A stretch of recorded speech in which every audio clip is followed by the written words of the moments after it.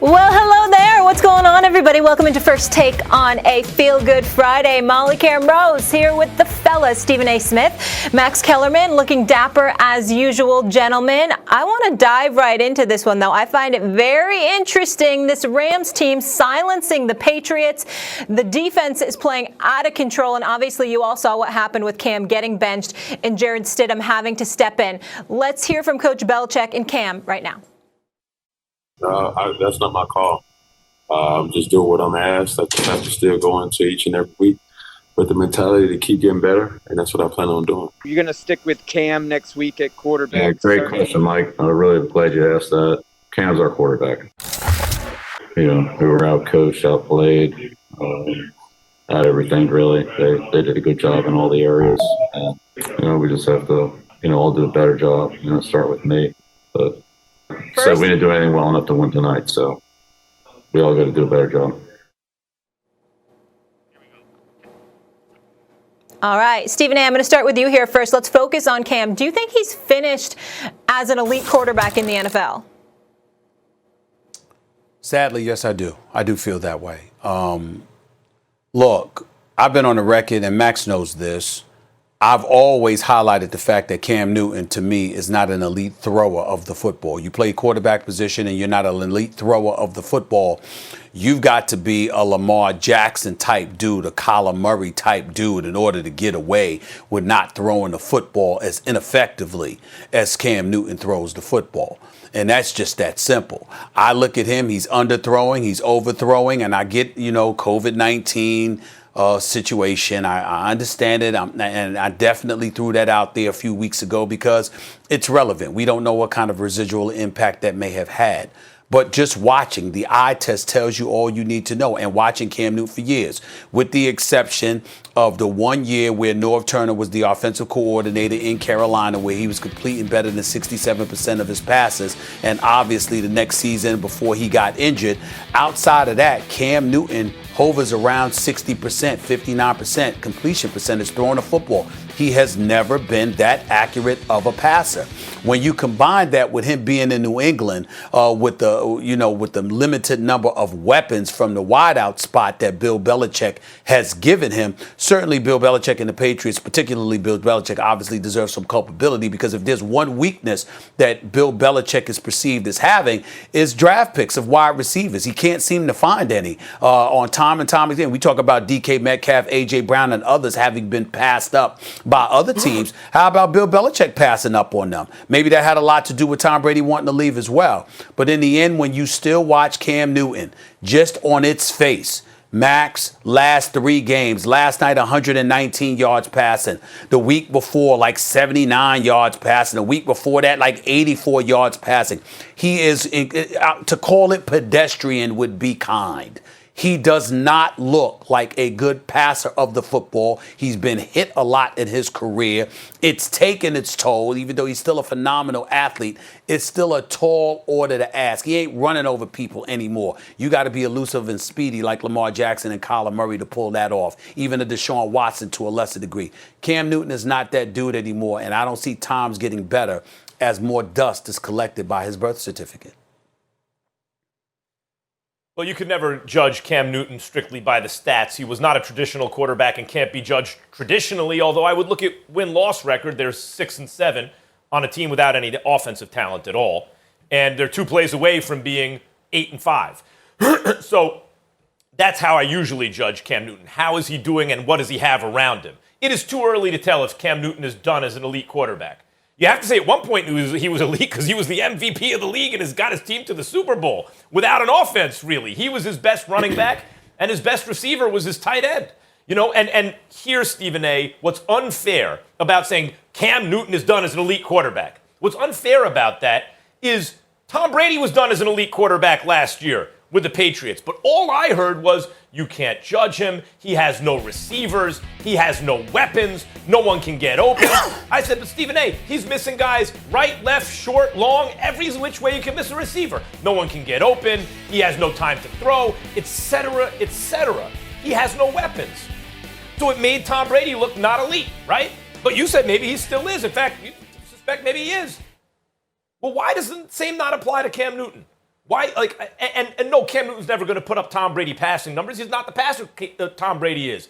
But I don't think Bill Belichick looks at football that way. He looks at how do you get the job done? Can you get the job done with Cam? He obviously thinks you can. The greatest coach of all time seems to have his quarterbacks back. Even after a game in which he had to yank them, he said, Cam Newton's the quarterback. He loves his competitiveness, all this. And how does Cam sound talking to the media? Not like he used to, insecure, running everything through, what should I say? What's the PC answer? He's giving you the right answer, and you see he's internalized whatever it is that he and Belichick have been working on, right? He's taking accountability. He's not deflecting anything. So if Tom Brady at 43 looks pedestrian with those weapons, how does a 31-year-old already written off when the weapons are worse this year? So let me get this straight. Cam Newton, former MVP, coming off a catastrophic injury, entering a new system, which was set up to be the opposite of the system he could run.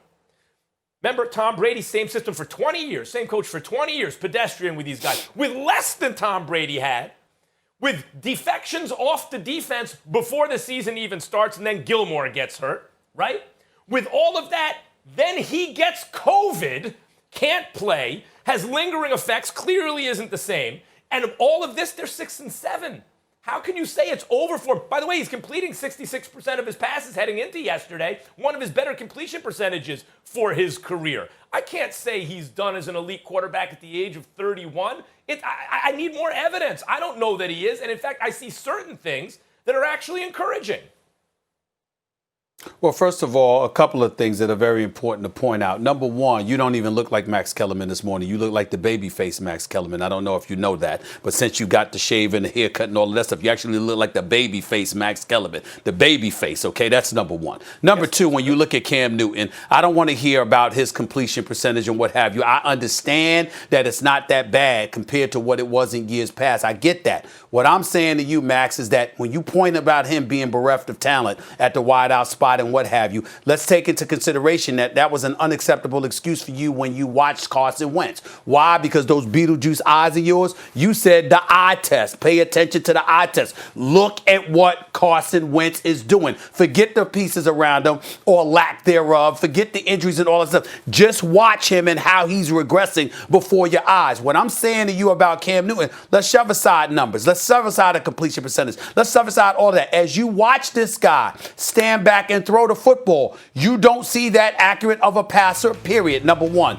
Number two, the way that Cam could move the chains, running the football. I'm not saying he still can't run the football because he's not immobile, but he's not the same. He can't shrug off tacklers the way that he once could because guess what? He's been hit a lot in his career. So even though he's 31 going on 32 years of age, it's like an older version of being 31 going on 32. It's not the same. That's what I'm talking about. I'm not saying he can never be a starter for somebody. I'm not saying he can't produce. I'm not saying he doesn't belong to be in the NFL. But when we looked at Cam as in Superman, that cape has come off. He does not look that way anymore. And that is the point that needs to be made about him. Okay. I can acknowledge that he looks like a diminished version of himself at the moment. If Carson Wentz this season, his coach had his back. Like, no, Carson's doing everything that's asked of him. If Carson Wentz got before the media and gave the kind of answers Cam is giving, just taking accountability, right? I mean, look at the difference. When Cam got yanked from the game, that's not my call. That's on coach. I got to do my job better versus Carson Wentz whining and moping, right? If Carson Wentz had COVID this year and came out of it, and that explains, like, there's a real dip in production. If Carson Wentz went to a new team coming off a catastrophic injury, in the opposite kind, who just had the opposite kind of quarterback that he is. If all those things were true and he was doing this, I would have a different opinion of Carson Wentz. Completely different situation. I have seen Cam win an MVP and be voted by his peers the best player in football in the middle of Tom Brady, Aaron Rodgers, and Drew Brees' prime. His peers said Cam is the best. I don't know that that guy is gone forever. There are a lot of circumstances conspiring, I believe, right now to make him look worse than he actually is. And what he actually is a quarterback who's been a little unlucky and is one game below 500 on a team with no talent on offense. All right, let me get in me here, be guys. very So clear. Cam has thrown 5 TDs to 10 interceptions. That's the worst rate in the NFL. But I want to focus in on the Rams making easy work of the Pats. They are first in the division. Max, are the Rams the best team in the West at this point? Yeah, they are right now. They're the best team in the West. We have to be honest. The Rams win up front. You know, you think about them from a couple of years ago. Remember when we all wanted to see the Rams and the Chiefs in the Super Bowl? The Rams would have been favored, like midway through that season, and the Patriots upset the apple cart there against both teams. But we really wanted to see because of the dynamic offenses, but the Rams also played defense. So you think of the Rams as this, play action, lots of receivers, Kupp and Woods and all these guys, but that's not actually the kind of team they are. What the Rams are now is a dominant team defensively who wins the line of scrimmage both sides of the ball. I think about that Chicago Bears game. Like now, Chicago season's over, and the real issue for them was no offensive line, right? Boy, that's a bad problem to have against the Los Angeles Rams. But it's not just the Los Angeles Rams defense winning up front. Their offensive line also wins up front. So they are built. They're built like championship teams are built. I still have questions about whether Jared Goff can get it done and can make special plays with the money on the line. But in terms of who's the best in the NFC West right now, the way they're playing right now, it is the Los Angeles Rams.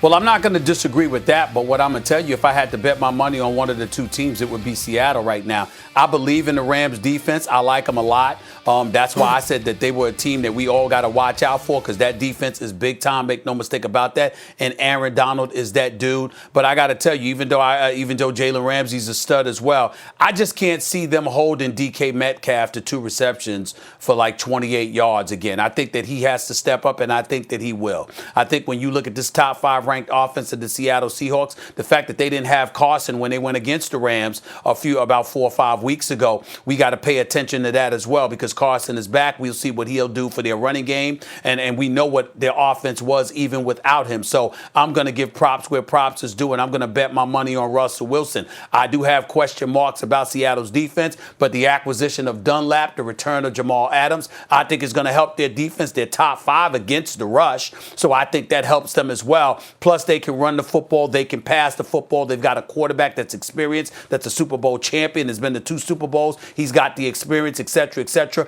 I just look at the Seattle Seahawks right now, and based on what I've seen from the Rams and Jared Goff, even though I got a lot of faith in him compared to other quarterbacks, certainly not compared to Russell Wilson. And I think that's the thing for me, Max Kellerman, when I think about the Rams, as much respect as I have for them and as much of a chance as I think they have because that defense is real, I can't ignore what I'm seeing from Seattle right now. Seattle might have struggled recently, but in the end, when I'm thinking about them come playoff time, who's the team that I would probably bet my money on, even though that Rams defense is something special. It's kind of a little bit easier when you in Southern California, which I just returned from. Listen, I came back last night. It was 30+ degree weather.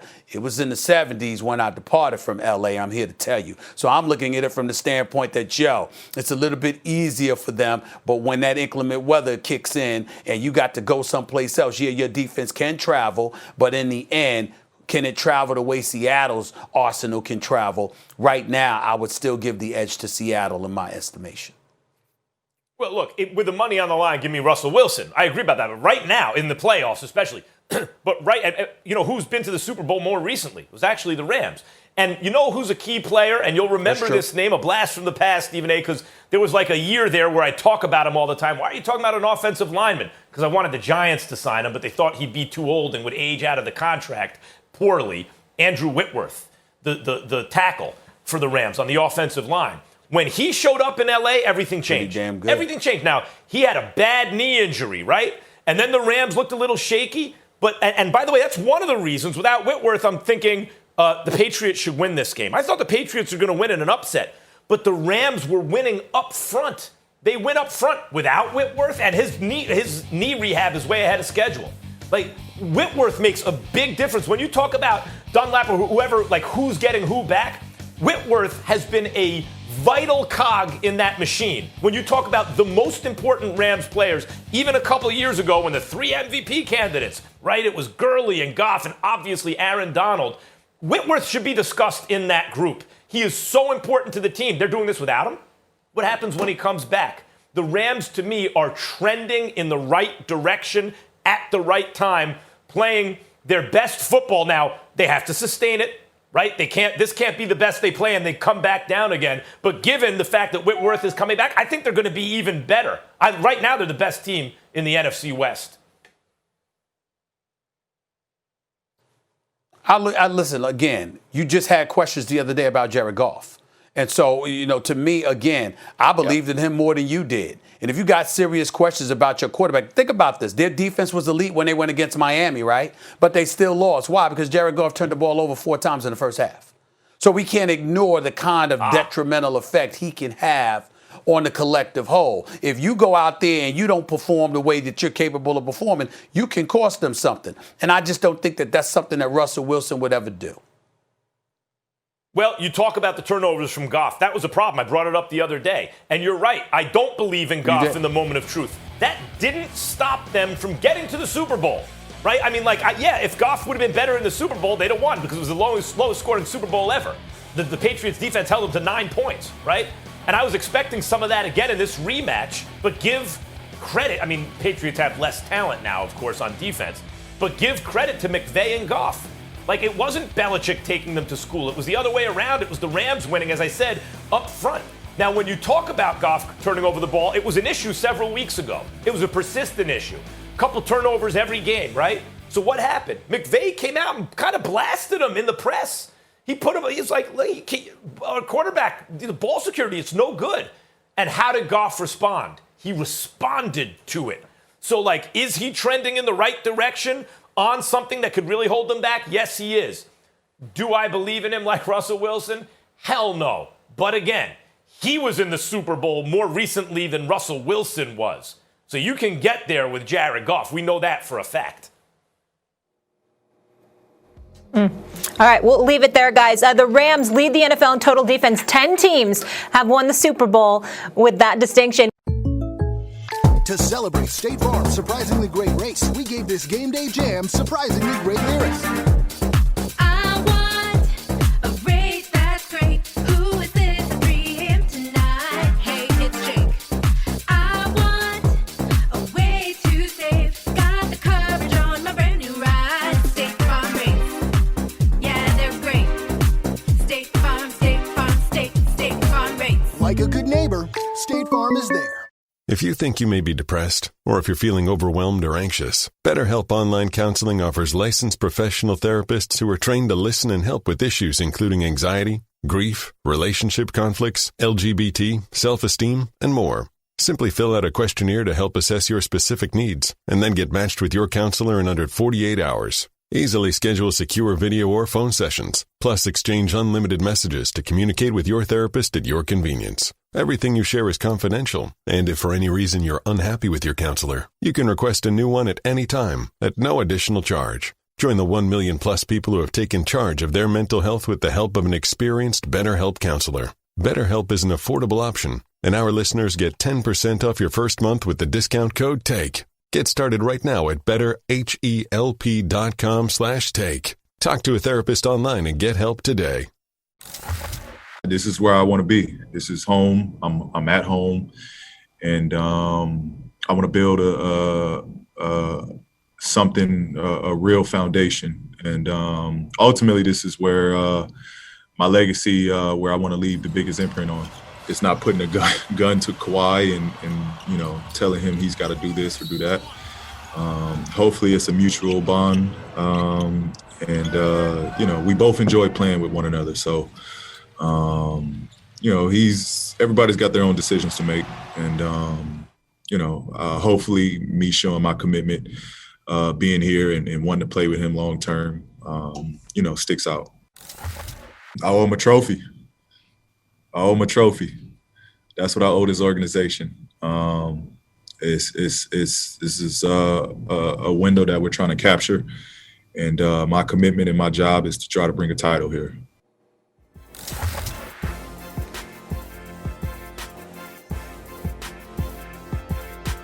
Paul George got paid and the hair's tight. You can see it. He signs a max extension to stay with the Clippers. According to Woj, the deal guarantees George will make as much as $226 million over the next 5 years. The Clippers are extending his deal for an additional 4 years at $190 million on top of the $35.4 million guaranteed for the 2020-2021 season. The deal also includes a new player option before the 2024-2025 season. Big Perk joins us, gracing your television screens. Always good to see you, sir. But Stephen A., I'm starting with you on this one. Do you feel like PG-13 deserved that kind of money, deserved the max? I believe he did. Regardless of his troubles in the postseason, I believe he deserves it. The fact of the matter is, when you've got a Russell Westbrook making $217 million, when you have John Wall over 170, and you see the kind of money that these guys are getting paid, I have no problem with Paul George getting this money. And a matter of fact, what I really, really want to applaud about him is the fact that he didn't duck and run. You hit the side of the damn backboard. You fold into Game 7. You don't get it done. I don't want you looking to go elsewhere and to skip town after this upcoming season because you could be a free agent. You right there in town in LA. They're willing to give you the money. You're going to be a face of the franchise. You ain't ducking and running, and you acknowledged for the public to know you owe the organization a ring, because last year, in my opinion, was your best chance to get it, and you blew it. So the fact that he's willing to embrace the challenge, accept the challenge, I like that. And in terms of the max extension, again, I've always been of the mindset it's not just what you do in the postseason, it's what you do over the course of 82 games. It's whether or not you show up and you're ready to roll. For the most part, throughout his career, when you watch some of these numbers, the year before he averaged 28, and so I'm looking at it from that perspective, and I'm saying to myself, excuse me, the brother's got potential. We've called him a star. Why are we lamenting the things that he did in the postseason? Because we expected better from him, and he didn't give that to us. So he's got some making up to do to the Clippers organization and to those that had lofty expectations for him. But having said that, in terms of character as well, I don't think you can meet a better person. He's a real good dude. He's going to work hard. He's not going to cheat you with effort. His durability might be a question mark from time to time, but in the end, I think particularly in today's NBA economy with the money that's flowing around today, you got an opportunity to keep Paul George over the next 5 years. You do it. Let me be very clear. The Clippers had to extend him. They had to extend him because they had to make the trade for him, or else they get no Kawhi or Paul George. They had to do. Who wouldn't do that? And then once you have him, you can't let him walk out the door. Someone's going to give him a max contract. The Clippers had to do it. I get it. But did he deserve it? I take no pleasure in saying this, guys. The answer is no. He did not deserve it. Now, let me tell you something.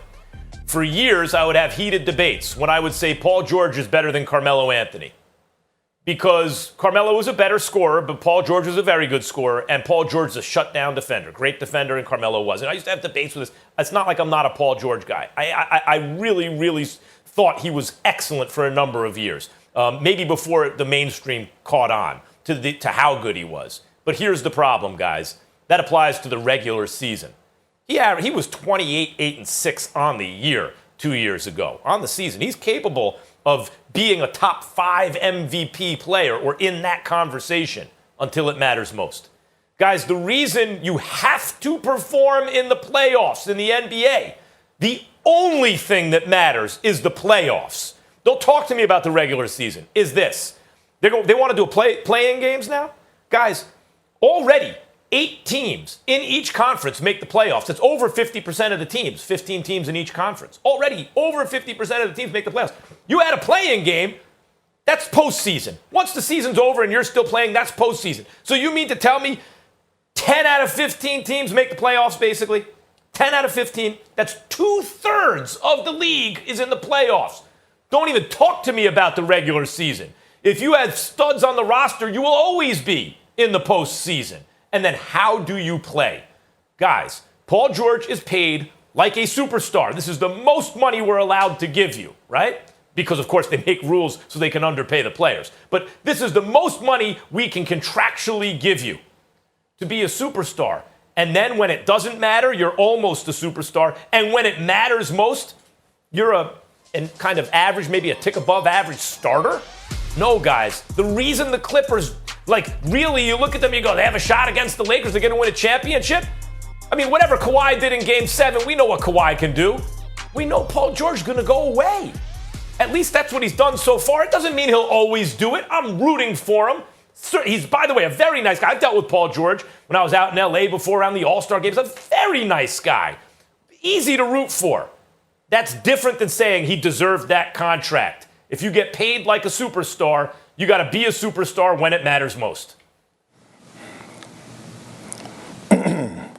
Well, Stephen A. Max, y'all know I was a former player, and I'm all in for guys that's playing to get their bread, to get their lettuce, because although basketball is entertainment to the outside world, I know that this is a job. And even when I was a vet, I encouraged guys to get their bread. Now, did he deserve the max contract in my eyes? Hell no. But I'm not taking away from what him and his agent done, and that was capitalize on the moment because they had all the leverage. Think about it. The Clippers gave up, all these first-round picks and everything that they had basically to acquire Paul George, to get him to the Clippers. And here it is. You got Paul George and Kawhi Leonard on the back end where they have a player option for next year to opt out. And so you can't risk losing Paul George. I get that.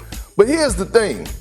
Where's the ownership on the front office? Lawrence Frank, the front office of the organization, and I'm going to ask you this because I'm trying to figure out what are the goals, what are the standards for the Clippers organization?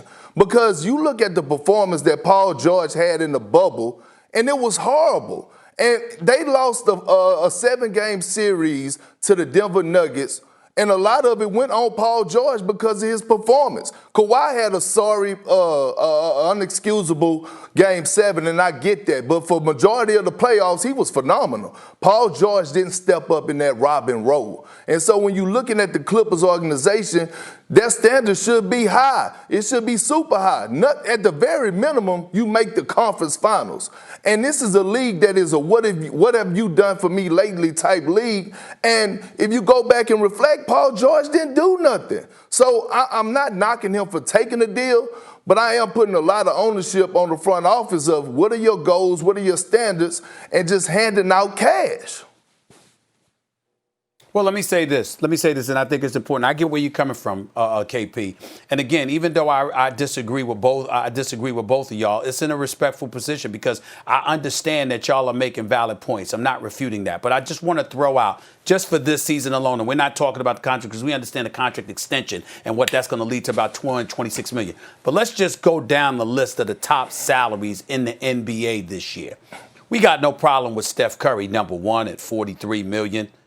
Russell Westbrook, Chris Paul, John Wall, James Harden. So they top 10. Blake Griffin is on this list too. At number 8 at $36.8 million. When you look at some people directly below Paul George, who's at number 9 at $35 million, we got Mike Conley at 34. We got Jimmy Butler at 34. Kawhi Leonard, of course. Kemba Walker's there. Tobias Harris is there. Chris Middleton is there. All I'm trying to say to you is that when we look at it, if you're telling me, okay, Paul George doesn't deserve this because he came up small in a big spot. And by the way, his numbers in the postseason ain't what they are in the regular season. All I'm going to counter with y'all is that there's a lot of names on the list that we're fans of that we can say the same thing about. So when you look at it from that perspective, right, in terms of cats getting paid, none of us are faulting them for taking the money and getting paid. I'm just simply saying you have to take into account the position that the Clippers are in, what the market demands, and the guy that you got that we are willing to admit is a star. He ain't a superstar. He certainly didn't show that in Game 7. But we can't sit there and talk about Paul George like he's some scrub that don't deserve some paper. No, well, first of all, I'm happy that he got his money, of course. And Paul George in the playoffs is not a star. Paul George in the playoffs, considering his defense, is a tick above average starter. In the regular season, he's an all-star plus. In the playoffs, he's a tick above average starter. That does not deserve a max deal. When in Game 7 he came up small, but Game 6 he had 33, and Game 5 he had 26. Just so y'all know. He can do that. By the way, starters can do that once in a while. But look at his overall performance. Okay. You wouldn't say that's an all-star, but in the playoffs. Okay, but let me say this. What you're pointing out, Stephen A., this one gets this much, Conley gets this much, et cetera. You're pointing out market inefficiencies. If the market was totally efficient, LeBron would get the most, and then AD or Kawhi or the Freak or someone like that, and then Harden, and then Steph would be up there. In a perfectly efficient market, you're right. That's how they get paid. And then Paul George will be down the list somewhere. All you're saying is the NBA market is inefficient, right? So Conley and Wall and these players get more than these other players. And what I'm saying is, yes, it is inefficient. And the fact that Paul George now gets 220 or whatever it is an example of the inefficiency. In other words, Paul George, I'm sorry, I root for you. You didn't earn it. You don't deserve it. All right, KP, go ahead. No, and Stephen A., to your point, look, I'm not calling Paul George a scrub, but I'm calling it like I see it. Was he deserving of $200+ million? No, not from the performance he had in the bubble this postseason and the history that he's had in previous postseasons. I'm not talking about what Paul George do in the regular season because, like Max said, in the regular season, he's an all-star. But when it matters the most, where is Paul George? And that goes back to the standard of the organization that I was talking about for us with the Clippers. What are your goals? What are your goals? Are your goals to win championships or what? Because if you look at it, it's no reason that the Clippers should have lost this offseason to the Los Angeles Lakers. And they did just that in every aspect. They paid Anthony Davis and LeBron James. Well deserved. They delivered the championship to the Los Angeles Lakers organization. So when I'm talking about Paul George, I'm talking about when it matters the most, as Max would say, in the playoffs, he disappears, Stephen A. He disappears. And I'm not mad at PG for taking his lettuce. I'm just talking about it got to be some ownership on the front office of the Clippers organization.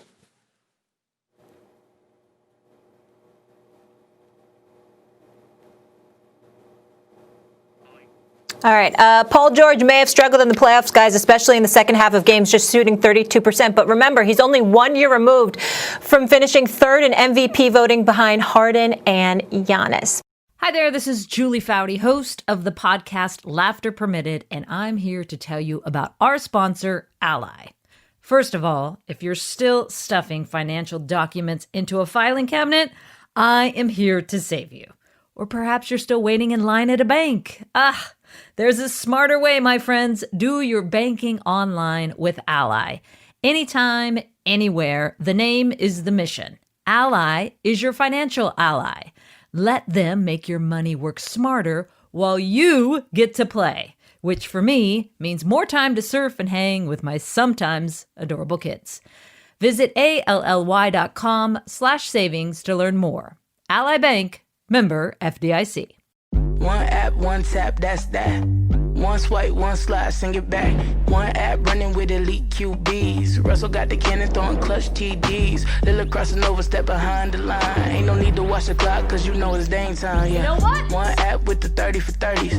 2-finger push-ups, Bruce Lee showing no mercy. Fat Five got the crew on deck. Best believe Bo knows OG dual threat, yeah. No one else goes deeper, that's a fact. One slide, one tap, it's the ESPN app.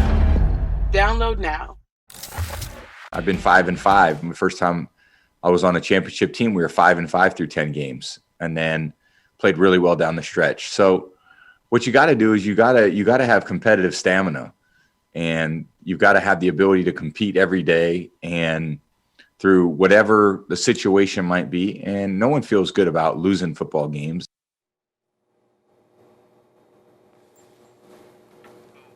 The Bucs are 7-5, second in the division behind the Saints, guys. So Tampa has now lost 2 in a row. Tom Brady has not lost 3 games in a row in 18 years, Max Kellerman. So history is on his side with this one. But do you think this weekend is a must-win for this Bucs team to get things back on track? Hell no. Hell no. Look, first of all, let's talk about the playoffs. You got one team coming out of the NFC East. You got at least one team out of the North. That's 2. Remember, 7 teams are going to make it. You got at least 2 out of the West. We're up to 4. And you got at least 1 out of the South, the Saints. That's 5. So there are 2 slots and 3 likely contenders. the Vikings at 6-6, the Cards at 6-6, and the Bucks at 7-5. So not only are they a game up on the two teams competing against them, but look at the schedule. Even if the Vikings win this game, look at who those guys have. The Vikings have they have one tough game on the schedule, and I think it's against the Saints. And the Cards have a couple tough games on the schedule. By the way, including the Giants. They have maybe 3 tough games on the schedule, and the Rams. Look at the Bucks. Look at the Bucks. Look at this. They got the Vikings, a game they might win, but let's say they lose it. Remember, they're a game up. Then they got the Falcons twice and the Lions. The Bucks are in the playoffs, people. They're not going to miss the playoffs. So is it a must-win? Well, they have to start feeling good about themselves. Look, Brady has a lot of wisdom. I think when he talks about winning and competitive stamina, everyone should listen. The man knows what he's talking about as well as anyone who ever lived, right? From that point of view. However, 3 consecutive games is plenty of time to start feeling good about yourself, build momentum, and start to play better. And it's against the right teams. 2 against the Falcons, 1 against the Lions. This ain't a must-win. I rest my case. Well, I disagree with you. And the reason why I disagree with you is because this is not a question as to whether or not they need it in order to make the playoffs. This is a question because psychologically they've been damaged. When they've gone against stiffer competition this season, they've struggled. The reality is when you're beating Denver and you're beating the Los Angeles Chargers and you're beating the Carolina Panthers, you look pretty damn good, just like you expected to look good with 2 of your last 3 games against the Atlanta Falcons and mixed in between games, a game against the Detroit Lions. So the bottom line is when you come playoff time, they're not Green Bay. They're not New Orleans. They're not Seattle. They're not the Los Angeles Rams. These are the kind of teams that you're going to have to deal with if you are indeed the Tampa Bay Buccaneers. And when you have a problem because you got the 27th ranked rushing attack because you forget to give the ball to Ronald Jones or Leonard Fournette, when you sit up there and Antonio Brown arrives and you don't look the same because you're prioritizing getting him the ball and getting him some playing time, and the deep threat that was Scott Miller or helped spreading your offense, suddenly he's being underutilized as well. And you see people complaining about that stuff too. These are the kind of things that you have to fix. If Tom Brady was playing with Bill Belichick, then we wouldn't be as concerned about it. And I'm not just even talking about the greatness of Bill Belichick. I'm talking about the continuity factor. But because we're talking about Tom Brady with Bruce Arians and how people have been speculating as to whether or not Bruce Arians is even going to be there next year because they're questioning whether or not he and Tom Brady are an actual mix. All of those things come into play. And I think beating Minnesota and closing out these last 4 games, winning all 4 of them, would go a long way towards it. I think another loss to a decent team like Minnesota, who's been coming on strong lately, hits you more psychologically. You might be able to overcome it a little bit with the 2 Atlanta Falcons game and the Detroit games. But still in all, I wouldn't like it. I think it's important to win this game this weekend. But you look at when you say the Vikings have been winning, they beat Jacksonville by a field goal. They beat the Panthers by a point. They lost to the Cowboys. No, I said they've been coming on this better Vikings lately. team has not been playing good. They've been coming on better later. Yeah, better, but that's damning them with faint praise. They have not been good. They've been squeaking by bad teams, and not always, as was the case with the Cowboys. Before that, they had a little run through the NFC North. They've been actually playing worse and worse. It's being masked by an easy schedule. Meantime, the Bucks, who have they lost to recently? They got shellacked by the Saints. Yes, the Saints, if you've noticed, have been shellacking the entire league. They've been destroying everybody. And then they lost to the Rams and the Chiefs in competitive games. Those are some of the best teams in football, right? We're talking about, I just named maybe 3 of the 5 best teams in the NFL. And most of the time, the Bucks are competitive in losing. The Vikings are just getting squeakers by the dregs, by the bottom feeders. And that's why it looks like they're good. Green Bay, Even though. They also beat Green Bay. Yeah, no, I'm saying they made a little run through the NFC North about a month ago, right? They beat the Lions, they beat the Bears, and they beat the Packers. They were on a little run, and then they started playing poorly. They lost to the Cowboys. They squeak by the Panthers, squeak by the Jags. If you want to say it's a must-win game against the Vikings, it's because the Vikings ain't that good, and you should really beat that team. My point is, even if you lose to that team, you're going to make the playoffs. You should sweep the last 3 games of the season. It's against bad opposition. I don't see why this is must-win. again, because of all the things we've talked about with the Tampa Bay Buccaneers. They don't seem to be on the same page. I'm not saying that you win because, again, I'm not thinking about the playoffs. Of course, I think they're going to make the playoffs. I'm thinking along the lines of you being in the right psychological position to make that run so many of us predicted you'd be able to pull off. Starting the season, we all speculated as to whether or not Tampa Bay was going to win the NFC South. But because we know that New Orleans had played together and they got Drew Brees and all of this other stuff. But when you looked at Tampa Bay, you expected Bruce Arians, along with Tom Brady, to be on the same page, particularly with the multitude of weapons in Evans and Godwin and Gronk, O.J. Howard before he went down. We didn't even know about Scott Miller. We certainly didn't know that Antonio Brown was going to end up there. You had Ronald Jones with Leonard Fournette. You certainly did not expect them to have as much trouble as they've had on the football field, particularly with Brady and Arians on the same page. I think every game is pivotal the rest of the way because of that relationship and how it needs to be once the playoffs arrive. This is a 10 or 11 win team on paper. They're going to win 10 or 11 games this year. This is what it was supposed to be. All right, Vikings Bucks. That's 1 Eastern on Sunday. 1 Eastern on Sunday. 1 Eastern on Sunday. 1 Eastern on Sunday. 1 Eastern on